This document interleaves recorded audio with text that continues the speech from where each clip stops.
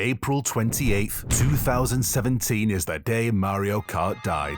This was the day Mario Kart 8 Deluxe dropped onto Nintendo Switch, and along with it was one change from the Wii U original that made me realize Mario Kart was no longer the series I fell in love with. The change was adding a second item box.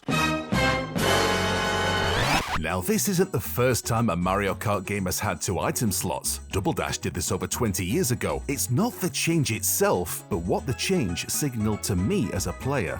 The debates will forever rage about what Mario Kart actually is and what it should choose to reward the most: skill or luck. And as Mario Kart goes ever more online, races are becoming more of a mushroom-spamming, shortcut-needing, unfair bullet hell free-for-all than anything resembling a race. And adding a second item box ramped this up to almost unbearable levels. So when I sail over the line in first, was I really the fastest? Did I just manage to break away from the chaos behind? And likewise, when I'm floundering at the back of the pack, well, obviously the RNG just hates me, right? Let's face it, Mario Kart is a party game, and always has been. It sells by the truckload because anyone can jump in. We don't want just anyone to jump in, though. That's the problem. Zero integrity. Zero integrity? Yep, the developers whore Mario Kart out to anything and everyone. Tracks are getting easier, the items are getting more invasive, all that zero gravity nonsense. Boats, bikes, planes, gliders. Now they've got us grinding around like Tony Hawk in Mario Kart World. What's your point? Point is, there's always got to be a gimmick, because the mechanics of the game are not strong enough without them anymore. Nintendo's leaning more towards luck than skill with each new game. I've said before on this channel that Mario Kart feels more like Mario Party on wheels than a true racing game. Mario Kart 8 Deluxe showed us the kind of player base Nintendo is chasing, and is all out on this design, with little hope of turning back. Super Mario Kart on the SNES wasn't for everyone.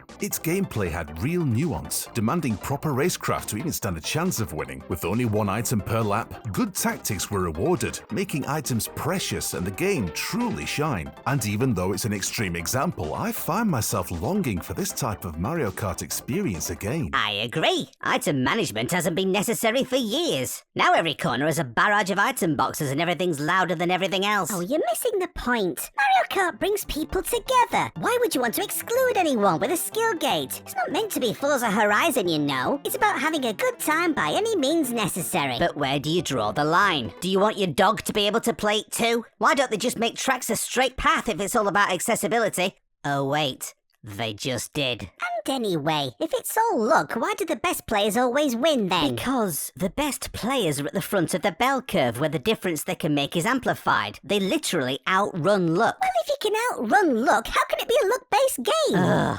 Because the overwhelming majority of players are average, where luck dominates the outcome. That's the bell curve. Plus, the game groups similar skill levels together, meaning the goalposts of averageness are always relative.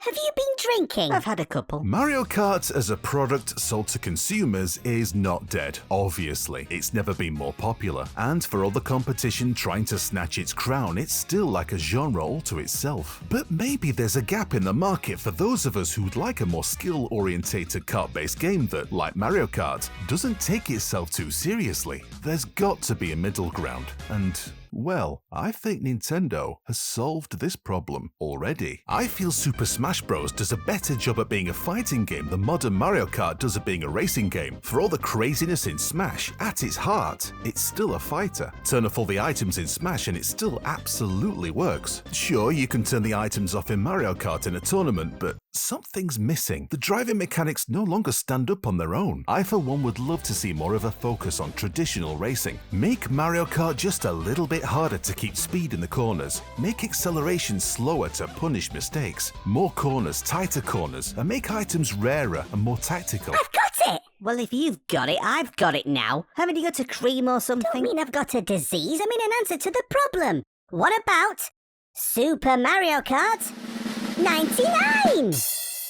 I preferred it when you were diseased. Well, you're a disease. And you're a The best thing you can do for us right now is give us a like. The next best thing would be to subscribe. But I understand not everyone wants to watch a small blue spherical like Hev talking Oh, that's gotta be worth a like. You can watch this video next too.